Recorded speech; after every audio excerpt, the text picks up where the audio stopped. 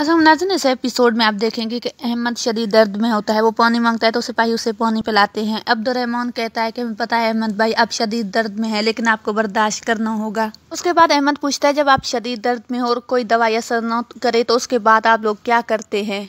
उस पर अब्दुर्रहमान कहता है अगर इस तरह की कोई सूरत हाल पेश आए तो हम कुरान पाक पढ़ते हैं। उस पर अहमद कहता है कि आप लोग मेरे लिए कुरान पाक पढ़ सकते हैं। उसके बाद अब्दुर्रहमान अपने सिपाही को इशारा करता है तो वो अहमद के लिए सूरह यासीन पढ़ना शुरू करता है।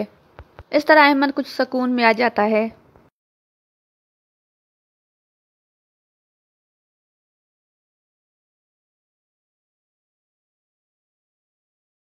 सुल्तान जंगल में अपने बेटे के साथ शिकार करते हैं और एक परिंदे को मार गिराते हैं। सिपाही वो परिंदा लेकर आता है तो सुल्तान कहते हैं कि इसे लेकर जाओ और मेरे बावर्ची नसीरुद्दीन को दो, वो आज रात मेरे और मेरे बेटे के लिए खाना बनाएगा।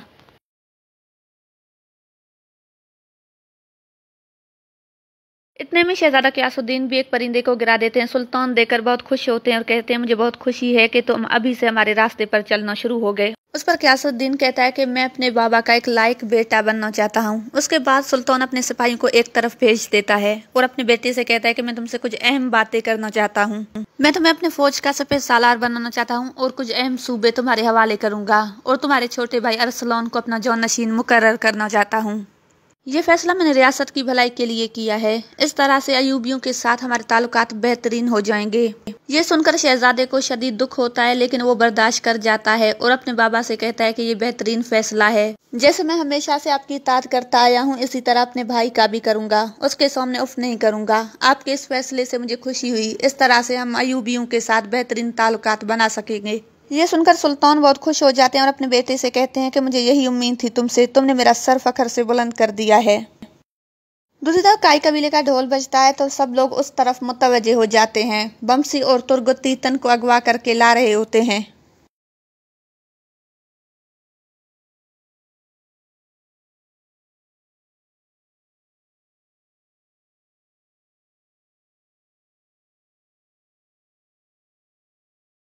थोड़ी ही देर बाद वापस कबीले का ढोल बजता है तो सारे लोग उस तरफ मुतवज्जे हो जाते हैं। इतने में हलीमा सुल्तान अपने सिपाहियों के साथ आ रही होती है। सब लोग उसे देखकर बहुत ज्यादा खुश हो जाते हैं।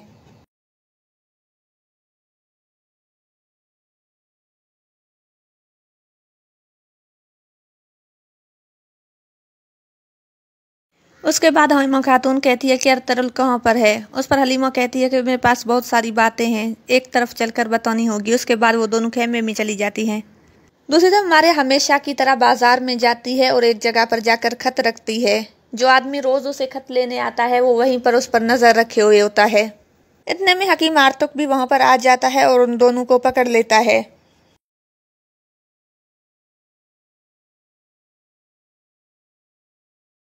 उसके बाद हकीम आर्तुक मारिया से कहता है कि मुझे सब कुछ पता था, इसलिए मैंने तुम्हारे लिए जाल बिछाया ताकि तुम्हें रंगे हाथों पकड़ सकूं। तुम्हारे लिए हमने क्या नहीं किया और तुमने इसका ये सलाह दिया, तुम एक गद्दार हो। उस पर मारिया कहती है कि मुझे माफ कर दे, ये सब मैंने सोने की लालच में किया है। उसके बाद हकीम आर्तुक उसे बालों से पकड़ लेता है। हकीम आर्तुक कहता है हमने तुम्हारे लिए अपने रियासत के दरवाजे खोल दिए, तुम्हें इतनी इज्जत दी और तुमने हमारे साथ ये सब किया है। मैंने कभी निकाह नहीं किया था, लेकिन तुमसे निकाह करके तुम्हें इज्जत दी। उसके बाद हकीम आर्तुक पूछता है ये वही आदमी है जिसे तुम रोज खत देती हो। उस पर मारिया कहती है हाँ।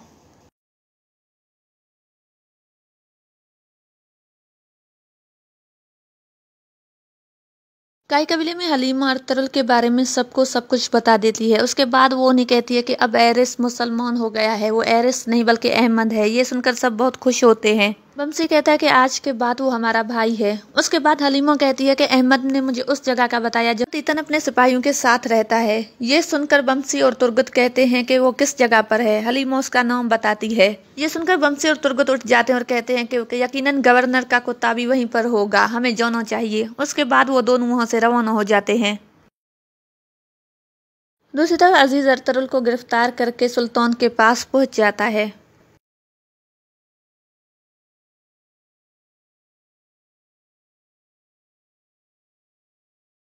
अरतुरुल की सच पर मबनी बातें सुनकर सुल्तान गुस्सा हो जाते हैं। अपनी तलवार निकालकर उसकी गर्दन पर रखते हैं। तलवार चलाने लगते हैं कि अजीज उन्हें रोक लेते हैं।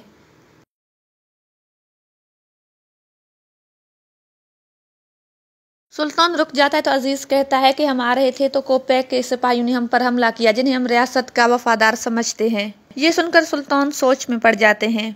उसके बाद अर्तुगरुल कहता है कि मैंने गोकतुक को कत्ल किया, क्योंकि कोपैक ने उसे आरिस के पीछे भेजा आरिस को कत्ल करने के लिए। वो उसे इंतकाम लेना चाहता था। मैं उनकी नीयत जान चुका था, इसलिए उनका पीछा किया, इसलिए उसे कत्ल कर दिया। और अब वो आपको कत्ल करना चाहते हैं। उन्हें पता था मैं आपके पास आ रहा हूँ, इसलिए उन्होंने मुझे बदनाम करने के लिए अल्तान से खत लिखवाया, ताकि मैं सच को आपके सामने न ला सकूं और आप पहले ही मेरा सर कलम कर दे। ये सुनकर सुल्तान सोच में पड़ जाते हैं। दूसरी तरफ वम्शी और तुर्गत अपने सिपाहियों के साथ खुफिया गार के करीब पहुंच जाते हैं।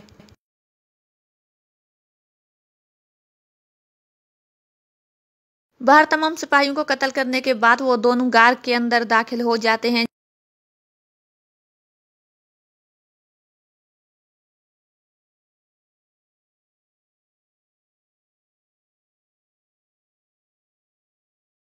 वम्शी एंग्लोस को मार देता है और एक सिपाही से कहता है कि इसका सर उठाओ और गवर्नर के पास जाओ और कहो कि जो तुर्कों के साथ दुश्मनी करते हैं उनके जिस्म पर सर बाकी नहीं रहते। उसके बाद वो सिपाही एंग्लोस का सर उठाता है और वहां से भाग जाता है। सुल्तान कहते हैं कि उन्होंने मेरे साथ ये सब क्यों किया। उस पर अर्तुगरुल कहता है कि जब उन्हें आपकी वसीयत के बारे में पता चला तो उन्होंने मिलकर ये सब किया।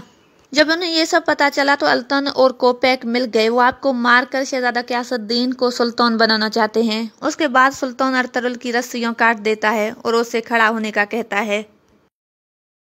उसके बाद सुल्तान को वो ख्याल आता है जब वो कोपैक को अपनी वसीयत के बारे में बता रहा होता है।